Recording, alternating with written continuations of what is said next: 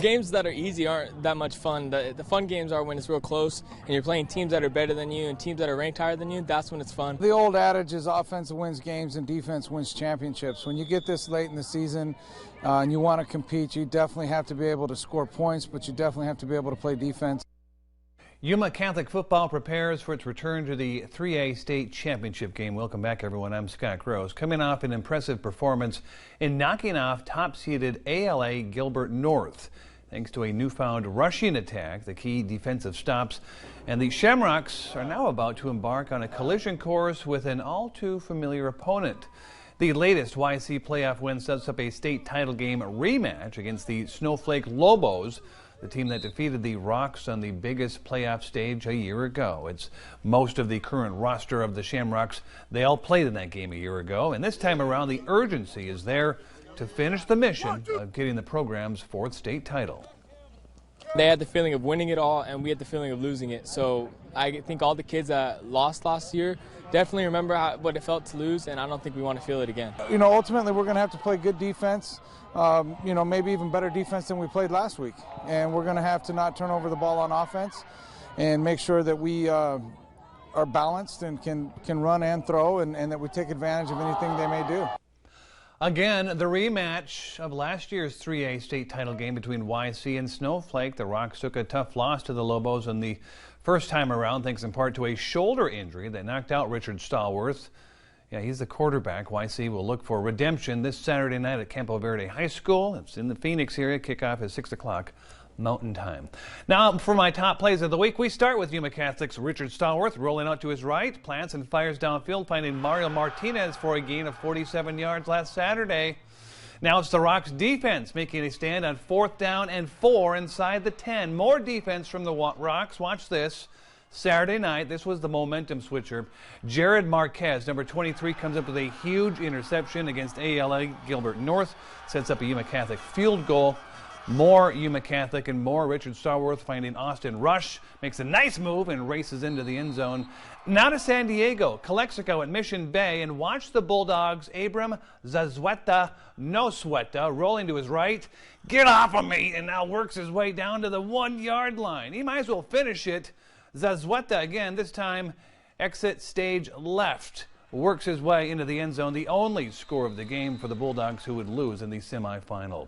My top play, finding Mario Martinez. Yeah, that's Stallworth. Watch. Leaps and gets not 1 but 2 feet into the end zone. That was the opening score of the game. YC would win 31-26. Those are my top plays of the week. To girls prep basketball and head coach Patricia Melvito and San Pasquale ready to take on the Phoenix Day School in their long-awaited chance to hit the hardwood. We pick it up in the second quarter. Aisha Kenny finds Christina Mendez in the paint, and she slides between 3 defenders for the quick deuce. Lady Warriors up by 10.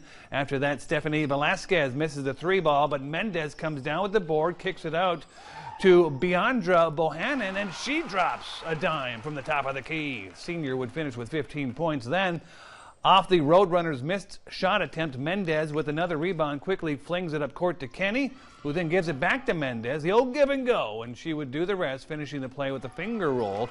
Lady Warriors would make the season opening statement, coming away with a 50-15 win. High school soccer at Ricky Gwynn Stadium, and an energized crowd on hand for the Yuma Catholic boys soccer season opener against Benjamin Franklin. Second half, Rocks up 1-0, and a penalty kick for freshman Hector Soto, and his attempt floats into the hands of the Charger goalkeeper. Moments later, it's Soto and Yuma Catholic with a corner kick again. It sails too high for Van Winburn and Takeo Aime. Next, it's Shamrock senior Hector Olmos from the other side. The attempt is cleared away. Yuma Catholic putting on the pressure. Watch the no-look backwards pass by Jean Lagarde, make that Jean Lagarde to Hector Soto, who makes his way to the goal, loses the handle. Hector Perez is there for the shot, but it's off the mark. 13 minutes to play. Rocks up 1-0. Chargers with the penalty kick, and they connect, tying the game at 1. That would be the final score in overtime, 1-1. A nice little gathering earlier on hand at Ricky Gwynn Stadium for the Yuma Catholic girls soccer season opener against the Chargers. Down 5-0 to the Chargers. And looking for more midway through the second half, Dylan Peterson from the left side just gets it by the Shamrocks netminder. 6-0 now Chargers. Lady Rocks trying to get something going. Alina Avelar tries to show off some good footwork. She does, stays aggressive, but ultimately has the ball cleared away. Moments later, Chargers with another offensive attack. Shamrock goalie Tayani Melendrez is outnumbered and still manages to make a great save in net. Lady Rocks fall in the season and home opener by a score of 6-0. Some other local sports to pass along. The Arizona Western women's basketball team improved their record to 6-1 with a 70-40 win at Copper Mountain tonight. Crystal Asen scored a career-high 20 points. Then the Matador men also won at home, though, tonight over Community Christian 85-60 to improve to 7-2 in the season. Yaksa Lindeborg notched a double-double with 16 points and 11 boards. Najib Muhammad added 14 points for AWC.